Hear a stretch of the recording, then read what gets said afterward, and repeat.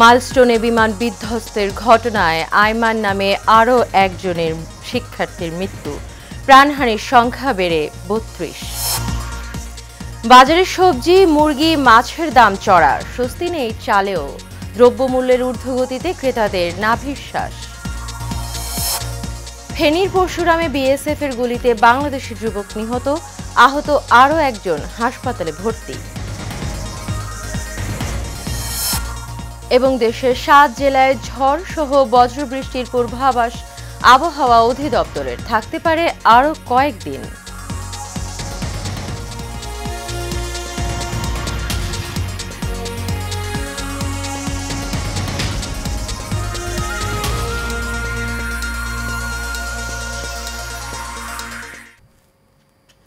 স্বাগত এশিয়ান নিউজে। পুরো সময় জুড়ে আপনাদের সঙ্গে রয়েছে আমি অরণ্য বিনতে ইউনুস। এতক্ষণ শুনছিলেন বিআরবি কেবল ইন্ডাস্ট্রিজ লিমিটেড সংবাদ শিরোনাম। চলে যাব বিস্তারিত সংবাদে।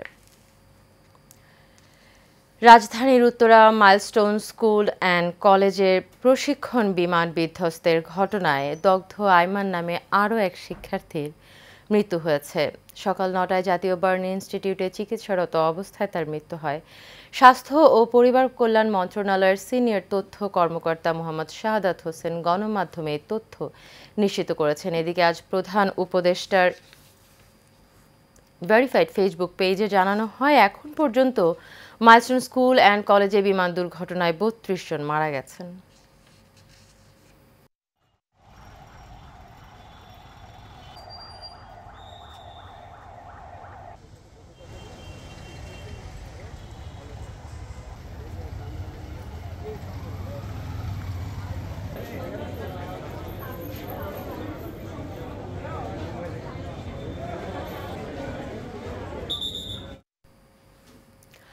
ফেনীর পরশুরামে ভারতীয় সীমান্তরক্ষী বাহিনী বিএসএফের গুলিতে মিল্লাত হোসেন নামে এক বাংলাদেশি যুবক নিহত হয়েছেন। এ ঘটনায় আফসার নামে আরও একজন আহত হয়েছেন। রাত 12:30টার দিকে উপজেলার বাঁশপদুয়া সীমান্ত এলাকায় এই ঘটনা ঘটে।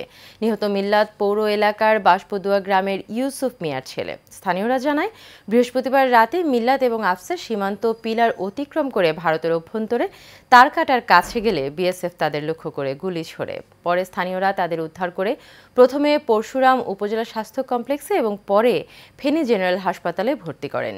সেখানে কর্তব্যরত চিকিৎসক মিল্লাতকে মৃত ঘোষণা করেন। তবে মিল্লাত এবং আফসারের পরিবারের দাবি, তারা মাছ ধরতে মধ্যরাতে বাঁশপদুয়া সীমান্ত এলাকায় গিয়েছিল।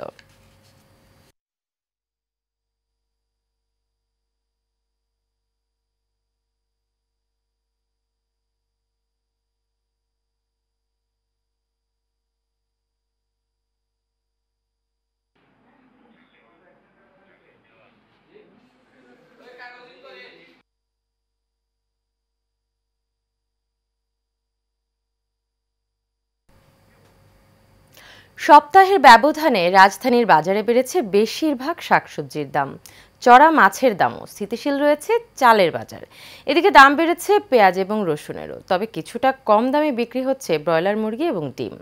আবির হোসেনের ক্যামেরায় কাউসার আহমেদের রিপোর্টে দেখুন বিস্তারিত। মাছে ভাতে বাঙালি প্রবাদটা শুধু এখন বইয়ের মধ্যেই সীমাবদ্ধ। চাল ও মাছের চড়া দামে সেই প্রবাদ যেন অনেকটাই ফিকে হয়ে গেছে। সরবরাহ কমের অজুহাতে যে যার মতো করে বিক্রি করছে এসব পণ্য। বাড়তি চালের বাজারের পর এবার বৃষ্টির অজুহাতে বেড়েছে সব ধরনের সবজির দাম। বেশ কয়েকদিন ধরে স্থিতিশীল থাকা পেঁয়াজের দামও বেড়েছে কেজি প্রতি ৫ থেকে ১০ টাকা। একই অবস্থা রসুনেরও। সবকিছুর দাম বাড়তেছে। কারণ কি এটা কেমনে বলবো ভাই, কারণ হলে একটাই, বৃষ্টিতে মনে হয় মালের শর্ট, ক্ষেত নষ্ট হয়ে যেতেছে, এই কারণে হলে মালের দাম বাড়তেছে। আড়ত থেকে আমাদের বেশি দামে কেনা হয়েছে, এই জন্য আমরা বেশি টাকা বেচতেছি। আর রসুন ছিল মনে করেন যে ১৫০ টাকা করে, ৩০ টাকা করে বেড়ে গেছে। ক্রেতারা দাম বৃদ্ধির অজুহাতের পাশাপাশি বললেন পণ্যের আমদানি বাড়ানোর কথা। লাউ ৫০ টাকা, লাউ ১০০ টাকা হয়ে গেছে, বুঝলেন। শসা ১২০ টাকা, এগুলো তো নাগালের বাইরে হয়ে গেছে, বুঝলেন। আর আমরা কি কাঁচা বাজারের তো কোনো নাই, এরা আপ ডাউন করবেই। এটা হলো আমদানি রপ্তানির সাথে সম্পর্ক। সামর্থ্যের বাইরে কিন্তু সব কিছু তারা কিন্তু কোনো কিছুই করতে পারবে না। মানে জিনিস যেটাই কিনবে সেটা অনেক দাম, যে দামটার জন্য মধ্যবিত্ত মানুষের জন্য চলা অনেক কষ্ট হয়ে যাচ্ছে। দ্রব্যমূল্যটা যাতে করে মানুষের ক্রয় ক্ষমতার মধ্যে থাকে সেই জন্যই আমাদের সকলের চেষ্টা করা উচিত। অনেক ধন্যবাদ। বাজারে নিয়মিত নজরদারি পণ্যের উৎপাদন বাড়ানোর বিকল্প নেই বলেও জানালেন ক্রেতারা। কাউসার আহমেদ, এশিয়ান টেলিভিশন, ঢাকা। দর্শক, বাজারের আরও খবর জানতে গাজীপুর থেকে সরাসরি যুক্ত হচ্ছেন সহকর্মী আরিফ খান আবির। আবির, ছুটির দিনে বাজারে নিত্য পণ্যের দাম কেমন দেখছেন, কেমন পরিবর্তন এসেছে পণ্যের দামে আমাদের জানাবেন। আপনি জানেন আজকে সপ্তাহের ছুটির দিন, অর্থাৎ হচ্ছে আপনার কর্মজীবী মানুষ কিন্তু আসলে শুক্রবারটি বেছে নেন অর্থাৎ হচ্ছে বাজার করার জন্য, কিন্তু সেক্ষেত্রে কিন্তু এখন বাজারে ক্রেতাদের উপস্থিতি একেবারেই কম। এবং আপনি সহকর্মী কাউসার আহমেদের রিপোর্টে যেমনটি দেখছিলেন, অর্থাৎ হচ্ছে আপনার সবজির দাম কিছুটা বাড়লেও আপনার যেটা দেখা গেছে যে আপনার চালের দামটা স্থিতিশীল রয়েছে। এবং আপনাকে বলি যে পেঁয়াজের যে বাজার রয়েছে সেই পেঁয়াজের বাজারটি কিন্তু হচ্ছে আপনার 4 থেকে 5 টাকা কেজি প্রতি কিন্তু বেড়েছে।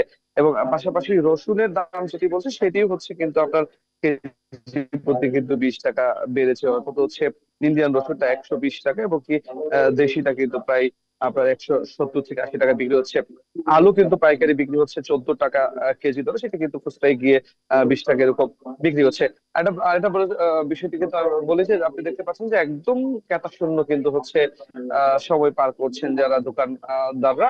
আর একটা বিষয় বলি আপনাকে, যেটা বলছি যে আপনার যে অন্যান্য যে কাঁচা সবজি সেটি কিন্তু হচ্ছে আপনার 50 থেকে আপনার 60 টাকা কেজি দরে আপনার বিক্রি হচ্ছে।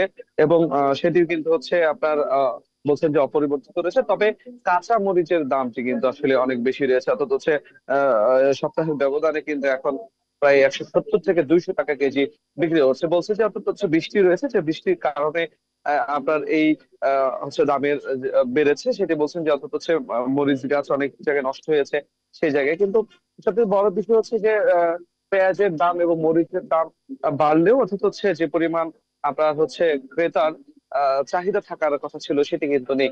অর্থাৎ হচ্ছে আমরা দেখেছি যে মাংসের বাজারে গিয়েছিলাম, মাংসের বাজার অপরিবর্তিত রয়েছে। আপনার গরুর মাংস কিন্তু আমরা দেখেছি যে আপনার 700 টাকা কেজি দরে বিক্রি হচ্ছে। এবং আমরা দেখেছি যে মুরগির মাংস কিন্তু হচ্ছে আপনার 150 টাকা কেজি দরে বিক্রি হচ্ছে। অর্থাৎ অনেক জায়গায় কিন্তু হচ্ছে আমরা দেখেছি সোনালী মুরগি যেটা সেটা হচ্ছে আপনার হচ্ছে 250 টাকা কেজি দরে বিক্রি হচ্ছে। এবং পাশাপাশি আরেকটি বিষয় যদি বলি, আপনার যে চালের বাজারগুলোতে আমরা গিয়েছিলাম সেই চালের বাজারে কিন্তু হচ্ছে আপনার মোটা যে চালটি রয়েছে সেটি আপনার হচ্ছে 1750 এবং আপনার যে স্বর্ণা যে চালটি রয়েছে সেটি হচ্ছে 1850। অর্থাৎ হচ্ছে আপনার চালের মজুদও কিন্তু কিছুটা কমিয়েছেন। বলছেন যে যেহেতু বৃষ্টি ক্রেতা কম, তো সেক্ষেত্রে কিন্তু হচ্ছে দেখেছি যে আপনার এই দামগুলো নিয়ে কিন্তু হচ্ছে মানুষের মধ্যে এক ধরনের অভিযোগ আছে। শুধু ধন্যবাদ আবির, আপনাকে ধন্যবাদ। দর্শক, গাজীপুর থেকে সরাসরি যুক্ত ছিলেন সহকর্মী আরিফ খান আবির। চলে যাচ্ছে পরবর্তী সংবাদে। দেশের 7 জেলার উপর দিয়ে সর্বোচ্চ 60 কিলোমিটার বেগে ঝড় এবং বজ্রসহ বৃষ্টির সতর্কবার্তা দিয়েছে আবহাওয়া অধিদপ্তর। দুপুর 1টা পর্যন্ত দেশের অভ্যন্তরীণ নদীবন্দরগুলোর জন্য দেয়া এক সতর্কবার্তায় এই তথ্য জানানো হয়।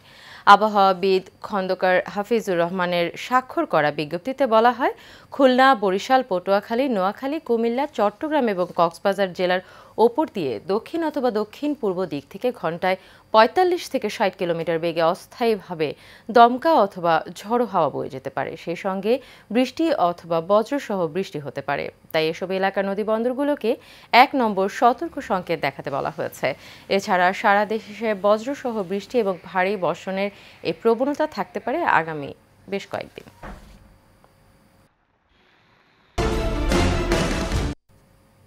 এ পর্যায়ে থাকছে সারা বাংলার সংবাদ। সুনামগঞ্জের শান্তিগঞ্জে লেগুনা এবং সিএনজির মুখোমুখি সংঘর্ষে শিশুসহ 2 জন নিহত হয়েছেন। এই ঘটনায় আরও 10 জন আহত হয়েছেন। উপজেলার জয়কলস ইউনিয়নের গাগলি এলাকায় দিরাই সুনামগঞ্জ আঞ্চলিক মহাসড়কে এ দুর্ঘটনা ঘটে। নিহতরা হলেন দিরাই উপজেলার ঢুলপসি গ্রামের প্রদ্যুৎ চক্রবর্তী এবং একই এলাকার উপজেলার ধল গ্রামের হুমায়রা বেগম। শান্তিগঞ্জ থানার অফিসার ইনচার্জ মোহাম্মদ আকরাম আলী জানান, সুনামগঞ্জগামী একটি লেগুনার সাথে দিরাইগামী সিএনজির মুখোমুখি সংঘর্ষে ঘটনাস্থলে সিএনজি চালক প্রদ্যুৎ চক্রবর্তীর মৃত্যু হয়। পরে স্থানীয়রা আহতদের উদ্ধার করে সুনামগঞ্জ সদর হাসপাতালে প্রেরণ করেন এবং হাসপাতালে চিকিৎসাধীন অবস্থায় হুমায়রা নামে এক শিশুর মৃত্যু হয়।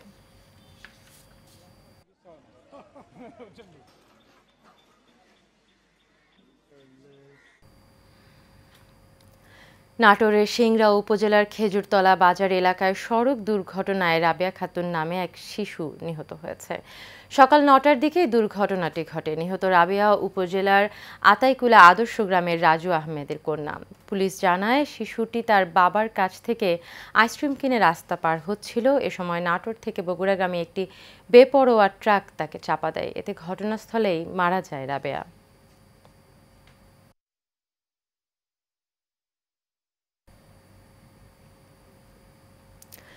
সুনামগঞ্জের দোয়ারাবাজার এক প্রবাসীর বাড়িতে চাঁদাবাজি করার অভিযোগে ফয়সাল আলম জীবন নামক একজনকে আটক করেছে পুলিশ। রাতে স্থানীয়রা তাকে আটক করে পুলিশকে খবর দিলে পুলিশ ওই যুবককে থানায় নিয়ে যায়। প্রবাসীর ভাই ফখরুদ্দিন বাদী হয়ে ফয়সাল আলম জীবনকে প্রধান আসামি করে 2 জনের বিরুদ্ধে মামলা দায়ের করেন। মামলা সূত্রে জানা যায়, বগলাবাজার ইউনিয়নের প্রবাসীর বাড়িতে গিয়ে 50,000 টাকা চাঁদা দাবি করেন জীবন।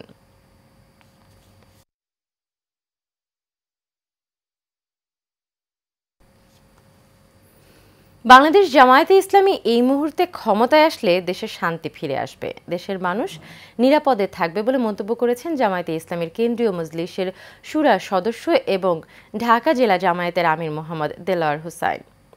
সকালে সাভার পৌর শাখার আয়োজনে জামায়াতে ইসলামীর সদস্য রুকন সম্মেলনে কথা বলেন তিনি। পৌর জামায়াতের সেক্রেটারি আব্দুল সালামের সঞ্চালনায় এতে সভাপতিত্ব করেন জেলা মজলিসের শুরা সদস্য এবং পৌর আমির মোহাম্মদ আজিজুর রহমান।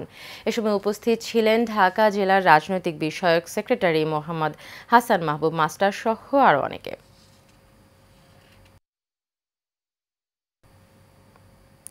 গাজীপুরের শ্রীপুরে সরকারি রাস্তার উপর নিজের জমি দাবি করে 10 ইঞ্চি ঢালাই করে দখলের অভিযোগ উঠেছে স্থানীয় মুসলিম উদ্দিনের বিরুদ্ধে। এ ঘটনায় এলাকার জনসাধারণের চলাচলের সমস্যা তৈরি হয়েছে। এলাকাবাসী জানায়, পৌরসভার বাজেটে রাস্তার কাজ চলমান এবং ঠিকাদার ইটের খোয়া দিয়ে ফিনিশিংয়ের কাজ করে চলে যাওয়ার পর রাস্তায় তার নিজের জায়গা রয়েছে এমন কথা বলে লোকজন নিয়ে রাস্তার একপাশে প্রায় 150 ফিট লম্বা সীমানা প্রাচীর নির্মাণ করেন মুসলিম উদ্দিন। এ বিষয়ে মুসলিম উদ্দিনের সাথে কথা বলতে গেলে তিনি দাবি করেন রাস্তায় তার জায়গা রয়েছে।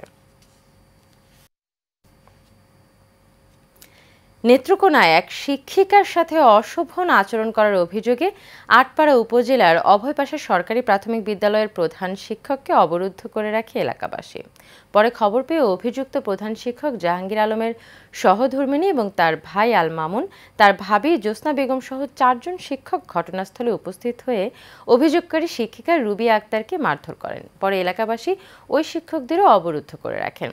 অপ্রীতিকর পরিস্থিতি এড়াতে এর আগেই বিদ্যালয় বন্ধ ঘোষণা করা হয়। এদিকে এই ঘটনায় সংবাদ সংগ্রহে গেলে সাংবাদিকদের ক্যামেরা কেড়ে নেওয়া হয়।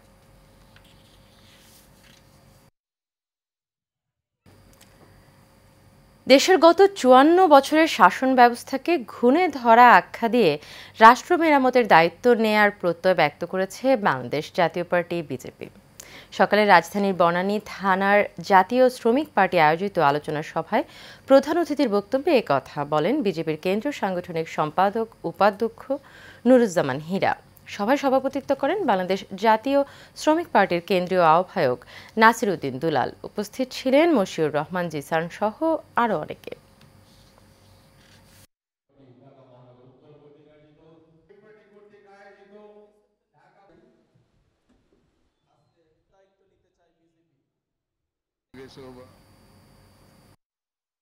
Asian news. তবে যাবার আগে বিআরবি কেবল ইন্ডাস্ট্রিজ লিমিটেড সংবাদ শিরোনামগুলো জেনে নেব আরও একবার।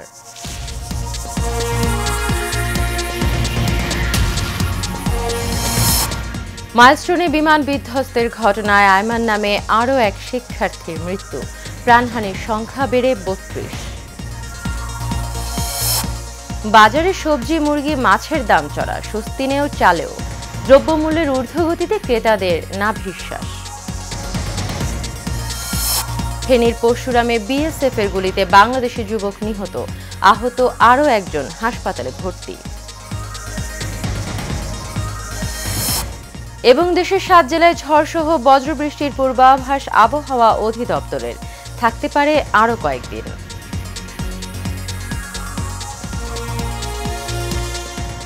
এশিয়ান নিউজ এ পর্যন্তই। পরবর্তী সংবাদ দেখার আমন্ত্রণ রইল। এতক্ষণ সাথে থাকার জন্য সবাইকে ধন্যবাদ।